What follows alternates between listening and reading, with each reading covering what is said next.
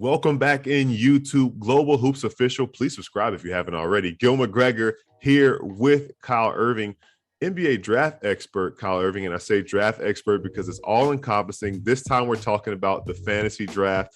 Kyle's got all the fantasy draft content you need over on NBA.com, from the vaunted top 200 lists to sleepers, breakout players, impact rookies.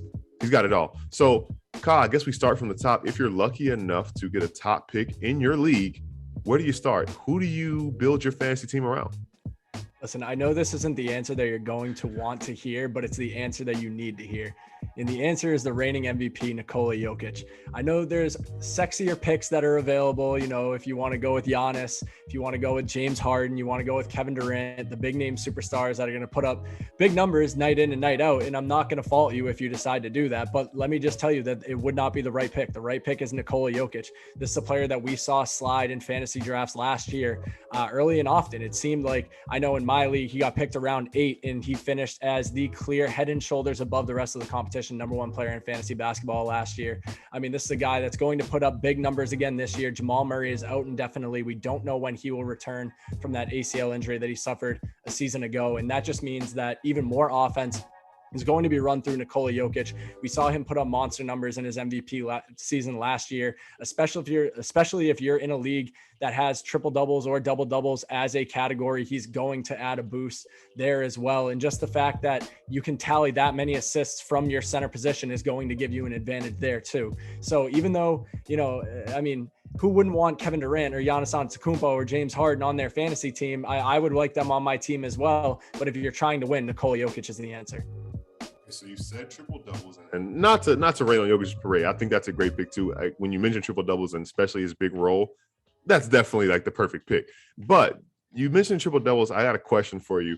Russell Westbrook, the triple double king, has some new scenery. He's in LA now, playing with the Lakers, playing with guys named LeBron James and Anthony Davis, who might be good picks too. Should you shy away from taking him because he's got two pretty ball dominant guys next to him now? That's another easy answer for me as well. And I think that it kind of ties into Jokic with last year, where for whatever reason, Jokic was falling in fantasy drafts. The same could be said for Russell Westbrook. Russell Westbrook was going in the second and third round in most fantasy leagues last year. And I could probably tell you with confidence that just about any team that ended up making a run to the championship and winning it all probably had Russell Westbrook on their roster in fantasy last season because of the way that he turned things up a notch at the end of the year, chasing that triple-double record. And even though he's playing alongside LeBron James, who's obviously another ball-dominant player, I don't think that you should shy away from taking Russell Westbrook. This is a guy that's still going to rip down rebounds. He's still going to dish out assists. He's still going to be scoring in double figures every single night. And for the same people that passed on him last year thinking, oh, maybe he's past his prime, maybe he's not going to do it again this year, I just don't think it's a good bet to make. I feel like Russell Westbrook is a player that should be drafted in the first round of fantasy leagues this year. I'm very confident about him being able to play off ball next to LeBron James, still putting up big numbers. I still think he's going to rebound the ball really well in Los Angeles. And I feel like that alone, between those two things, still keep the assist numbers up, still keep the rebounding numbers up. We know he's going to be getting downhill, getting to the rim, and still scoring in double figures. Then why would you not want this guy on your fantasy team? If field goal percentage and turnovers is a little bit of a concern, well, then there you go. You can make that argument that maybe he won't be taking as many shots. Maybe the ball won't be in his hands as much to turn the ball over. So, for whatever reason, the past couple seasons, it seems like Russell Westbrook has slid in fantasy drafts, even though he is, the stereotypical, prototypical fantasy basketball player. This is not the year to all of a sudden, or to keep that trend going, I should say, and pass up on him in fantasy drafts. I still really like Russ this year, even next to LeBron James on the Los Angeles Lakers. So Russ helped a lot of teams win the fantasy championships last year. We'll see if he can help the Lakers win a real championship this year. Moving on, there's some other things that you have, including breakout players. Who are some people that we should keep an eye on to maybe burst onto the scene and do some things we're not expecting them to do? There's one player who started to break out a little bit last year in fantasy leagues, and that's the San Antonio Spurs guard, DeJounte Murray. I mean, 2 years ago, he was coming off a brutal knee injury. Last year, he was back at it. He notched a couple triple doubles last year. He was putting up solid numbers for the San Antonio Spurs. But I mean, you have to realize he was doing all of those things with DeMar DeRozan, who, even though he was playing small forward, he averaged a career high and almost averaging 7 assists a game last year. So he was doing a lot of the ball handling, initiating a lot of offense in San Antonio. And I think at times that took away from DeJounte Murray's value. Well, now with DeMar DeRozan moving on to Chicago, playing for the Bulls, it looks like DeJounte Murray is going to handle full-time ball handling duties. He's really going to be the floor general in San Antonio. Yes, Derek White might take some looks away from him, but he's not as much of a playmaker of Murray's caliber. I really feel like DeJounte Murray this year, he's a player that racks up steals. He shoots the ball efficiently. I really feel like he's a player that he's going to probably go, I would say, depending on how many teams are in your league, around the 4th or 5th round range. But I really feel like he's a player that you should seek him out after that, first 2 tiers of stars are off the board. I think DeJounte Murray is a player who he'll get drafted lower than where he'll end up finishing in the fantasy rankings at the end of the season. So he's one player that I really like to have a breakout fantasy season this year. Another player that comes to mind, second-year center Isaiah Stewart from the Detroit Pistons. He came on really strong at the end of the year last year. He was notching double-doubles like crazy. He had a couple 20-rebound games. And once Mason Plumlee got pushed off to the sidelines because, they were, we'll call it in full tank mode, trying to get the number 1 pick to get Cade Cunningham, which is what ended up happening. It worked. I think Isaiah Stewart really started coming into his own. He's big, he's strong. He has a sneaky touch to shoot from the outside a little bit. He's not going to be stepping out and shooting threes, but he's someone that can pull himself away from the basket, still knock down shots that way. He's going to rip down boards. He's going to be their interior, rim protector. He's going to come up with blocks.